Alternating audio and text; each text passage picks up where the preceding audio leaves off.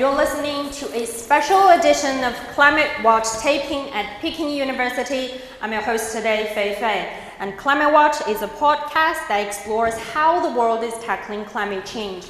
Every week on CGTN radio, we talk with experts, innovators, and change makers who are driving the clean energy transition, shaping climate policy, and rethinking sustainability.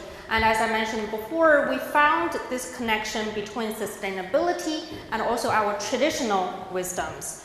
And how do we find that connection, and why does this connection matter to us today? So joining us for the discussion, we have Dr. Wang Binbin, research professor and founder of the Climate Future Global Innovation Lab, or C-Force Lab, at the Institute of Carbon Neutrality at the university. She's also the initiator of the Beyond Climate Dialogue program that we are working together today.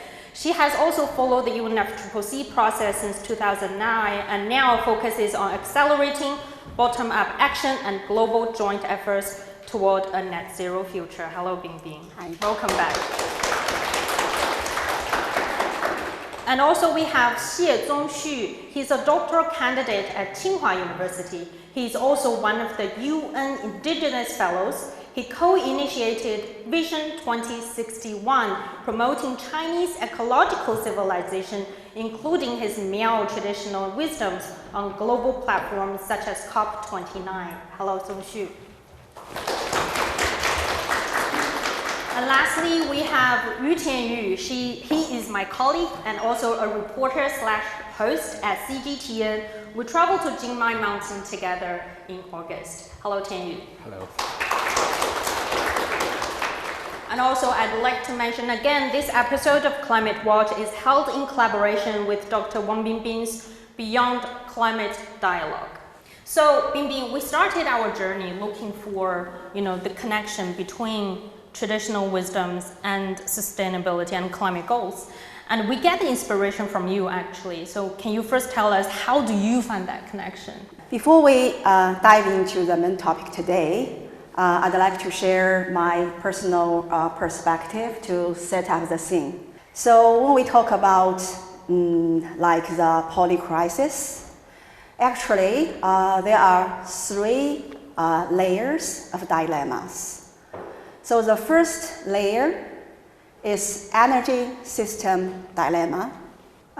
You can imagine, how do we integrate the intermittent renewable energy into aging power grids, which were originally designed for fossil fuel? It's a massive engineering challenge around the world, including China. So China now put a lot of efforts try to overcome this challenge. If one day China can find a solution, I'm sure it will give up the fossil fuel immediately. But it's just at the surface level dilemma. And the second layer in the middle is governance justice dilemma. When we talk about governance, it's about people. It's about everyone. And this is why global climate governance nowadays is so popular. But from the voices of COP30, social justice is still the bottleneck in Berlin, right? So it's still there. And then we should go deeper. The deepest level, which driving the first two dilemma, is a civilization values dilemma, which means that the core of the problem nowadays is human-centered worldview, born from industrial civilization, which highlights nature or treat nature as an object, try to conquer it, and try to use it endlessly. This kind of worldview shaped everything and shaped all our mindset. If we can change it, then we may solve the climate crisis. So this is the root of the climate and ecological crisis nowadays. So how to solve the three dilemmas? My answer is civilizational dialogue. This time, in 2023, I was in Yale, and I visited Mary Evelyn Tucker. She's a great professor, has dedicated her life to ecology and religion. And we talked a lot. We talked a lot about the relationship between climate change, carbon neutrality, eco-civilization, and where humans should go. I'm a practitioner and researcher on climate. I was very keen to get the answer from Mary Evelyn. She is a professor in US. How to address climate change based on your experience, US experience. But guess what Mary Evelyn told me? She said, in the traditional China, you have an idea, unity between heaven and humanity, 天人合一. She said, it's the answer of climate crisis. It's the answer of eco-civilization. Her word sent me back to China, and back to Tianyu, and back to the ancient wisdom. Then I found China has such a kind of, colorful ancient wisdom, which we are now protecting very well. But how to make it alive to address climate crisis? And I also found around the world, every country have their own culture. They have their own roots. So if every country can find their own solutions, their own pathway, we may have very colorful, diversified pathway towards the common future. So this is why I have the idea. And this is why last month in UN Geneva, I opened a global dialogue, Ancient Wisdom for Modern Challenge. And the person who invited me to Geneva is Zongxu, the young generation. And the last point is I should show my great appreciation to Feifei, to Li Mei, because at the very beginning, at that moment, both of them get the idea very quickly, and you show your support. And then Chen Fei joined us and produced the trailer for UN Geneva, and you also produced two very beautiful videos to explain why and what is the ancient wisdom. So maybe we can show the trailer? Yeah. Shall we play the trailer? In every crisis, there is opportunity. What if global warming isn't just a challenge? What if it's a call to look back to our roots? In China, we see oysters holding firm beneath an ancient bridge, helping it stand strong for 1,000 years. We hear the voices of the Bulang and Dai peoples, who remind us of another way of seeing nature, one often forgotten in our modern industrial rhythm. We walk alongside the Miao people, who weave tradition into fashion. With needle and thread, they stitch a new code for sustainable development. Across China, we visit heritage sites and living traditions, exploring how ancient wisdom can guide us toward a more sustainable future. And you? What answers do your traditions hold for today's climate crisis? That's a lovely trailer that we played at Geneva at one of the UN conventions, actually, that's being attended by Binbin and Zongxu together. So Zongxu, you are also not a stranger to this project or initiative behind it. So what's your answers from your roots to today's challenges? So first of all, thank you so much for creating such kind of platform and gathering us here together to share our point of views. And again, my name is Zongxu, and I'm here not only on behalf of myself, but I'm here also on behalf of my community back to my hometown, where it's located in southwestern part of China called Guizhou. And as you can see that I'm also wearing my traditional costume.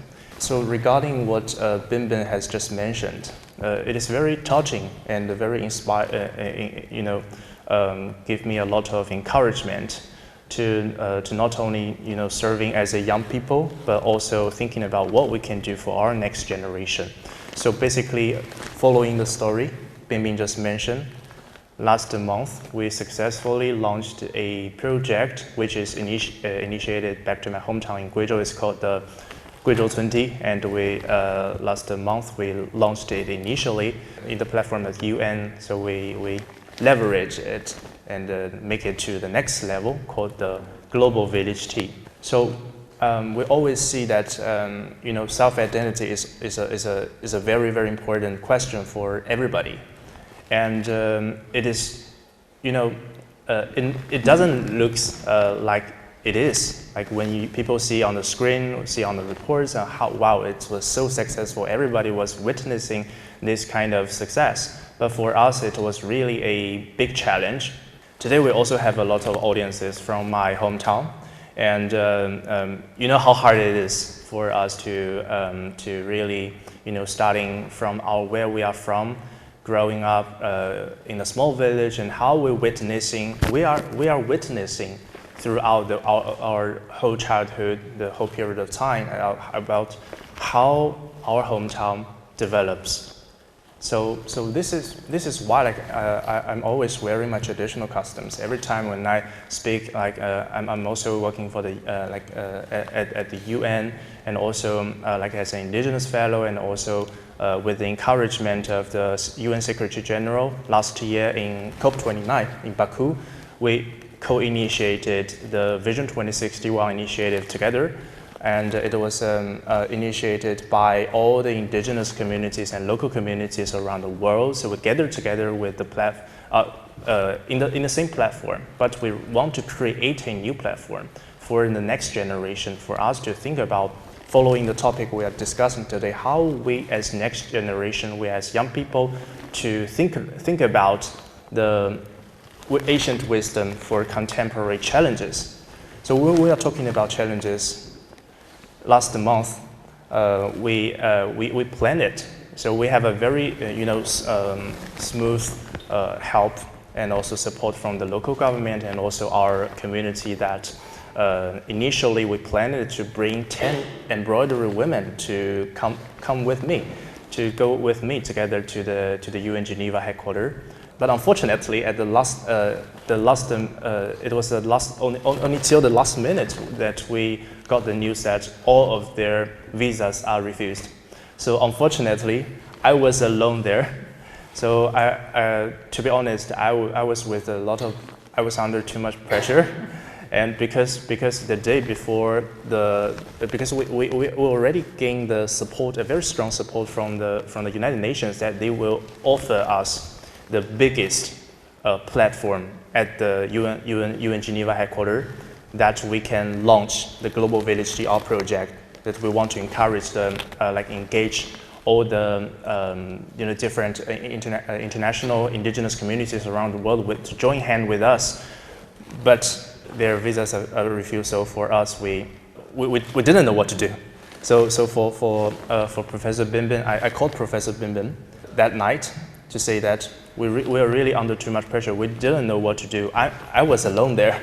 And the next day, because we already released the news that next day we're going to have such kind of announcement, and we will launch it together with such kind of big platform. And the UN Web TV, the live stream is, they already launched the news. Professor Binbin offers us a hand. So for us,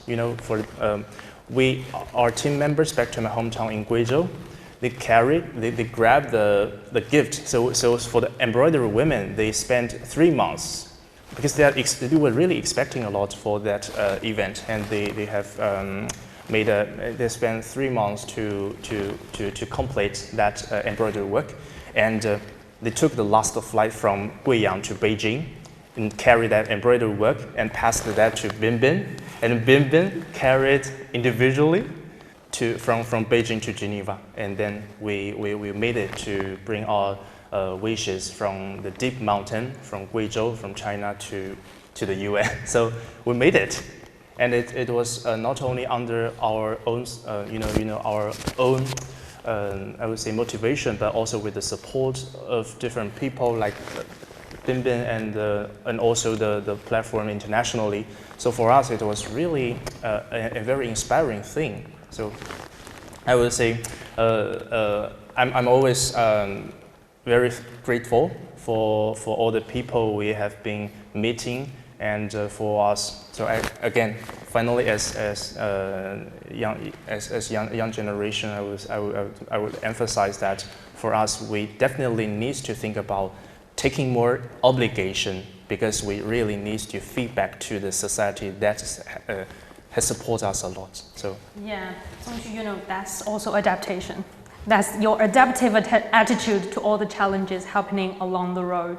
And I also want to point it out, your outfit today, that the material of the top that you're wearing is very special, right? Is that also part of your Miao embroidery techniques? Thank you for your for your kind words. And this is also part of the ancient wisdom brought from my initiated from my community, because you can see that we wear silver, we wear like a lot of silver, especially women.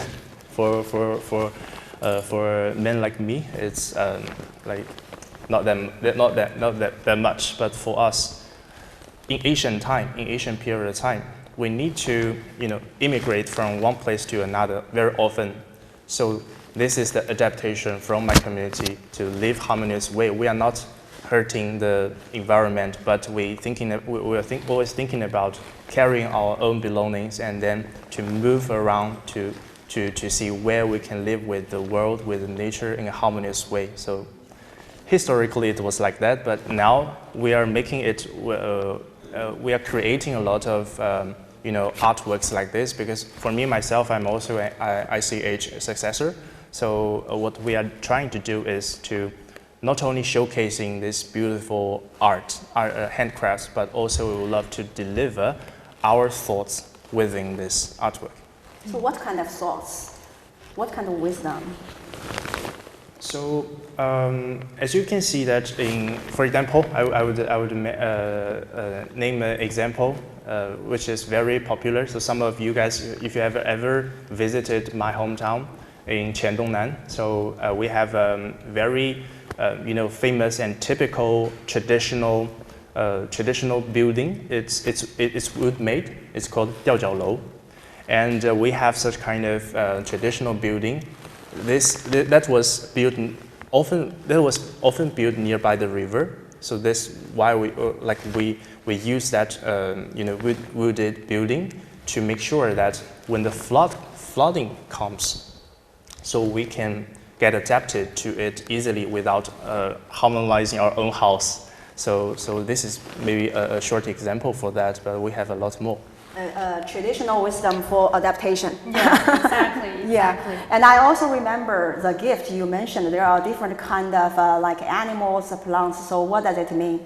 So within our ancient Miao, philosophy, we have a lot of, as you can see, that's especially the silver things I'm wearing today is with animals.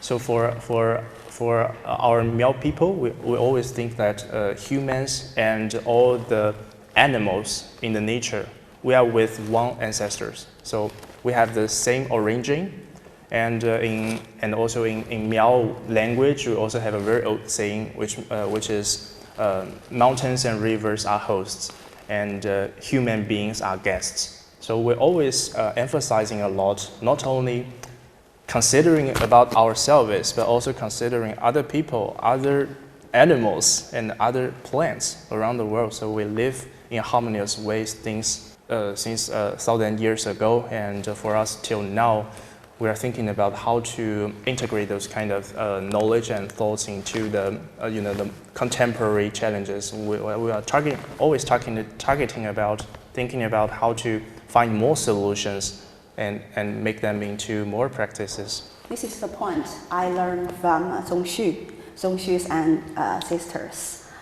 Just now I talk about the civilization value dilemma, and in the industrial civilization, we used to treat nature as an object. But in the wisdom of Miao, they treat nature as a home, as the host, right? And the people and animals are the guests. As I understand, it means that human is just one of the species on this planet. And we are not the master of nature. We cannot just try to control everything. And we should rethink, reflect the relationship between human and nature. So thank you so much, Zongxu. And as I understand, there are also a very similar philosophy in Jingmai Mountain. Exactly, and that's why we contact Tianyu to join us today. They also follow a very similar wisdom philosophy on Jingmai Mountain as well, right? Yeah, exactly. I'm very glad that I have the opportunity to come along with senior reporters like Fei Fei to visit Jingmai. And what struck me the most about my experience in Jingmai was that when we were on the car that drove us to the mountain, the village there, the Jingmai mountain there, I was really shocked because there were no asphalt roads. I mean, they only have pebble paths. So that means we were literally jolting and rattling along the way to the mountain, and it really gave us a hard time, especially our buttocks. But also, later we found out from the villagers there that the pebble paths are quite essential, because it was to make sure that the ancient tea forest there can stay clean, completely clean and pollution free. And also, when we were really inside the mountain, inside the forest, we found out that the tea trees are actually growing not alone. They're growing alongside taller trees, herbs, mushrooms, and all kinds of stuff. So they're forming a perfectly balanced ecosystem there. And inside this ecosystem, you would find things like spiders, birds, or even snakes. They all have their own role to play. So for someone who have a phobia towards reptiles or insects, that might be a little bit horrifying. But for someone who really enjoys the raw and living nature, that's a paradise. So for us, we were often startled by the uninvited insects and the caterpillars or the worms inside our rooms. But for the villagers, it's just so natural. They are living perfectly at peace with them, and they are even treating them as their family. And also, and apart from that, what also struck me about there is that when we were talking to the former chief of village there, he's called Nankang, his daughter-in-law told us that they were taught how to drink and make tea since they were toddlers. And that's just a case in point, because everywhere we went, like every household we went, every interviewee we visited, the first thing they do when we stepped into their doorsteps is to serve tea for us. So yeah, that just shows us that tea is such a natural element in their daily life. And seeing how seamless tea, forest, and these biodiversity preserving practices are integrating together just makes me give me a mix of awe and respect, because it's something that someone so accustomed to urban life don't feel right now. Yeah, exactly. And I do have the story about bees. I'm terrified of them. Yeah. And on Jingmai Mountain, every day around 1:20-ish at noon, you will find bees flying around you. And our team, Tianyu, Chenfei, me, and also our camera people, we were like, oh my God, bees are here. We should, try to drive them away. Yeah. But the interviewees, the villagers on the Jingmai Mountain, they're like, yeah, they come around to the house every day around this time. That's very natural. Yeah, they're very chill. Yeah, they're very chilled around bees. And bees are also a very important part of their ecosystem, tea growing on Jingmai Mountain. So is sort of a mindset shift for me, is that maybe my fear towards insects need to change as well. So that's an eye-opening experience for me on Jingmai Mountain, as I said multiple times on my podcast and a lot of interviewees. So that's only the starting point. And I guess that's more what we can start to reflect when it comes to our relationship with the world around us, even for us who living in cities, right? Just now you mentioned the people in Jingmai. I heard jungle in this field is regenerative forest, which means that we cannot just plant one kind of tree, and we should cultivate like mixed forest. And the people in Jingmai, they know this idea 1,000 years ago. Exactly. Right? So this is why we mentioned ancient wisdom is so important. Yeah. And we just forgot it. We just think, oh, it's old, it's out of date. And now we just, look for efficiency and GDP. So this kind of wisdom is useless. But actually, from this kind of exploration, what we found is that if we can look back, now is the time to pause. And we just treat us in a balcony. And we zoom in and zoom out. And we zoom in and look back to our history, and we can find, we never really invent any new things. Actually, it existed in our history already. So in this way, we can persuade people to put down their arrogance and to be humble to the nature and to rethink the relationship. And then we can cultivate the new wisdom.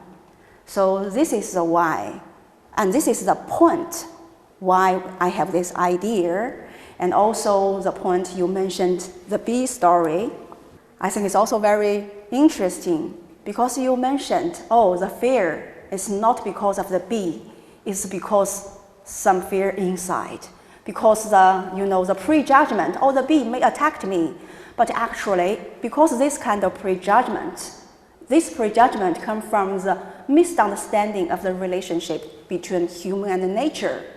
So you can see now what's kind of bad circle in our mindset. And this is why we think, it's a time when we look back, and it's time for us to change the mindset, right? And also, I heard from Chenfei's short video about Jingmai Mountain, I noticed even the local government, they changed their mindset already, and they encouraged the local people because, China usually to be the beggar, sit on the box, inside the box are the golden coins.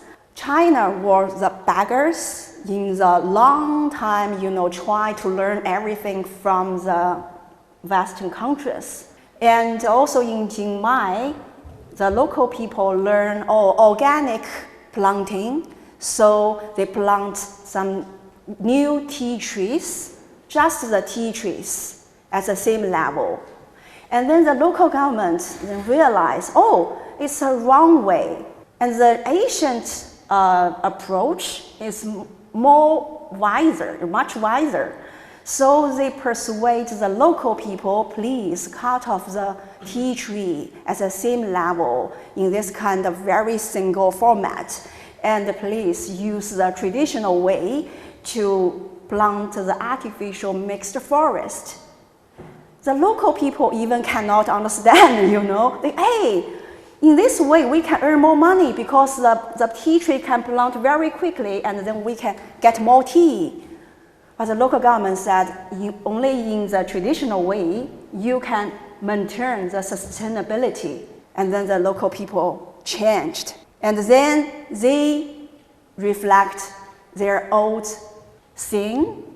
And from the song, their song, maybe they have no this kind of writings, but the old song still there. And they re-realize, oh, the knowledge, the local knowledge is so important, which said that the tea trees, they are human, are all the children of the tea. Yeah. So I think this is the point I learned, and I found if every stakeholders in this system can get this point, can learn this from the ancient wisdom, we can reshape a new format of civilization. In China, we call it as eco-civilization. As I heard in some EU countries, they use the word ecosystem transformation. And some friends in other countries, they use the word regenerative future. And actually, we have different language, and we choose different kind of words to describe the same future. Yeah. So this is what I learned as a student from the ancient wisdom. And also that reminds me of the green development that China's been focusing over the years. I think it's also a different set, a new option, especially for developing countries, is that we can have two things at the same time. We can achieve economic development and sustainability at the same time. When we visited Jingmai Mountain, the Nankang, village head also told me that when they were sort of looking back at their history and regrowing their ancient tea forests, they are still suffering poverty. They still face power shortages, lack of transportation, but then they realize, terraced tea isn't the solution to their problems. And then a lot of experts, government budgets come in, experts come in, they find the solution is to look back at your tradition. Nankang and Suguwen, another village head on Jingmai Mountain, all said the same word. We need to look back at our tradition. That is our solution. And I think that's very important. But then I think looking into the future, we are talking about looking at the past. What's more important is how to carry on these traditions. And I think that's another big questions for a lot of big challenges actually for a lot of countries, is to have the young generation to be interested and want to take part in it. Zongxu is one example, and we also saw more examples on Jingmai Mountain as well. But that's been a big challenge for other developing countries around the world to engage and embrace young generations. And how, Binbin, do you think that in this initiative, in looking back at our traditions, can inspire young people to take part? When we talk about the future, let's pause here for a moment. The wisdom in Jingmai, as I learned, also exists in South America. And the ancestor of South America, their wisdom is 7 generations, which means that the mountains, the rivers, at this generation, they protected not only for themselves. The mountains, the plants, the animals, they should be cherished for 7 generations. So you can see it's a long-term thinking. It's a systemic thinking.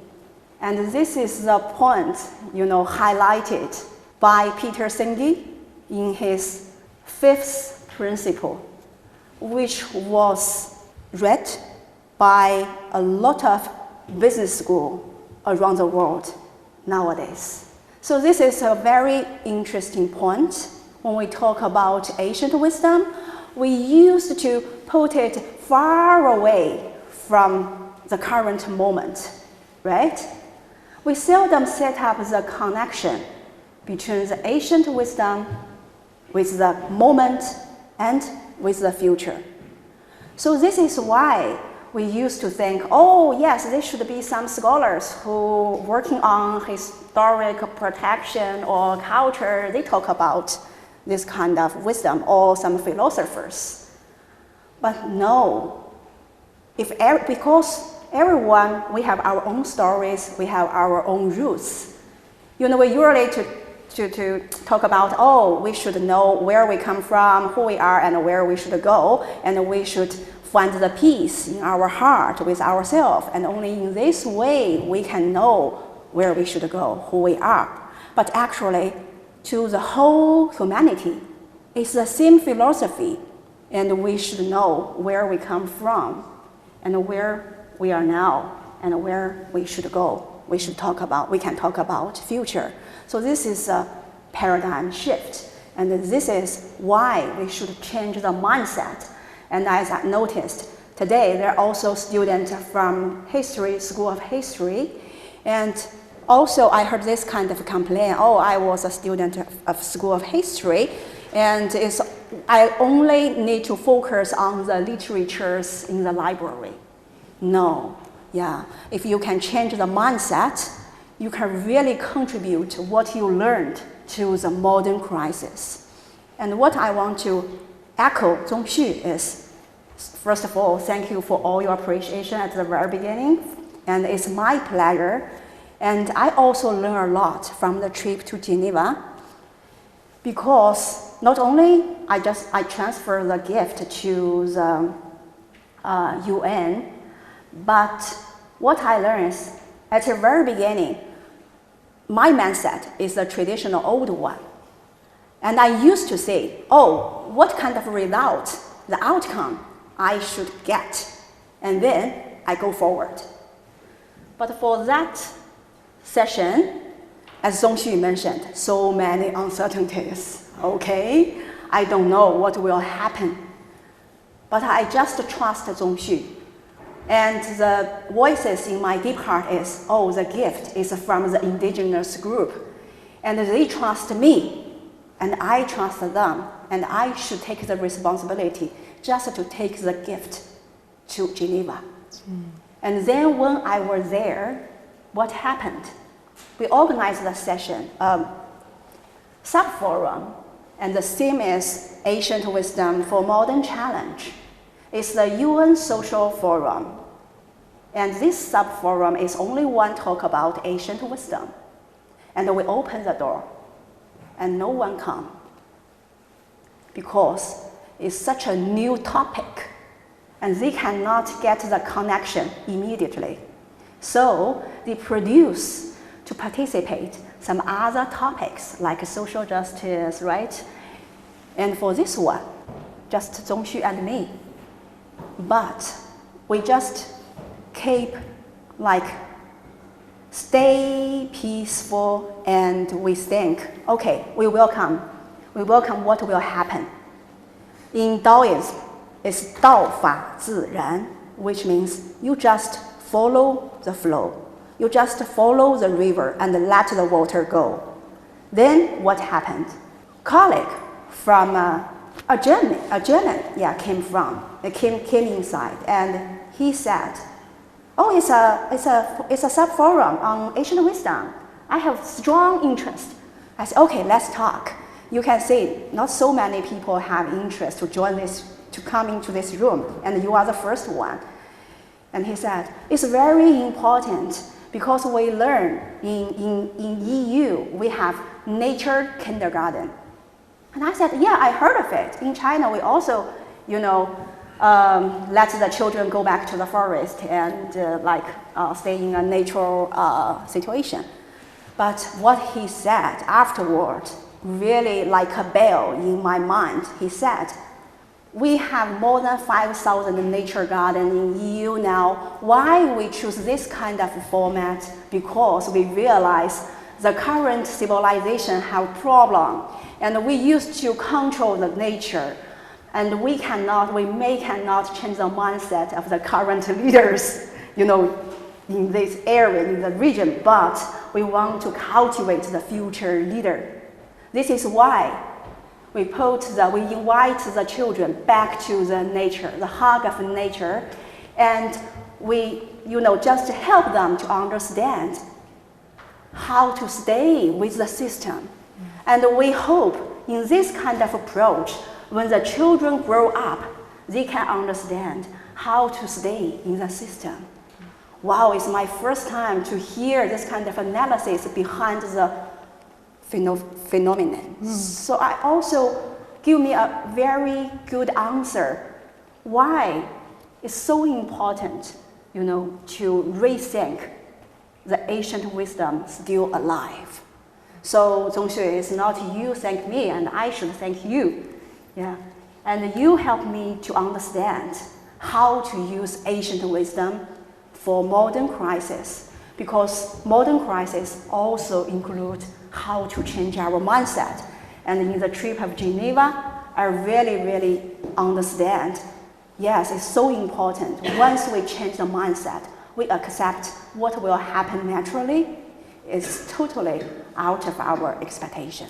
Yeah, so the answers lie around us most of the time in the nature. And I think most of you guys probably heard that there's been a hot topic online called 20 minutes in the park. When you feel confused, step into the nature for 20 minutes at least, then maybe you can find the answer. And because we run on a time limit here, I'd have to wrap up this discussion today. And that's it for this edition of Climate Watch. And I'm Fei Fei. If you enjoy the show, you can find more episodes on your favorite podcast platform. Just search Climate Watch. Thanks for listening, and thank you for the crowds today at Peking University. I'm Fei Fei, and I'll see you next time on Climate Watch.